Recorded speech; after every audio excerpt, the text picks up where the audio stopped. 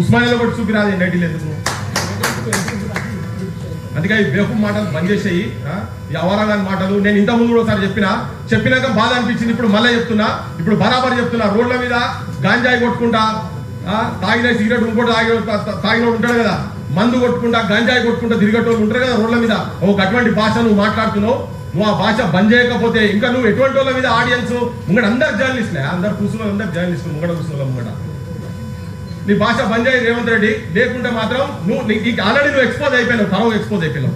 ఇవాళ మళ్ళా ప్రజలకు చెప్తున్నది ఏంటంటే వాస్తవాలు, నిజంగా వాస్తవాలు ఇలా ప్రజల లోపలికి తీసుకుపోతున్నాయి అంటే అది ఏదన్నా కానీ సోషల్ మీడియా ఉన్నది కాబట్టినే ప్రసారాలు వార్తలు కిందాకపోతున్నాయి, లేకపోతే వార్తలు పోయే పరిస్థితి లేనే లేదు.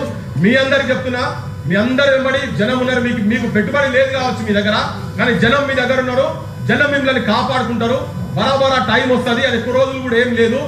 వాళ్ళు పెట్టుకుని విలాసవంతమైనటువంటి పెద్ద పెట్టుకున్న ఛానల్ ఉన్నాయి కదా, వాళ్ళు ప్రజల పక్షాలు ఉండకపోతే అవి ఎన్నో రోజు బంద్ చేసుకోవాల్సిన పరిస్థితి వస్తుంది. మీ అందరికి విజ్ఞప్తి చేస్తూ ముగిస్తున్నా. Thank you so much. Thank you అన్న.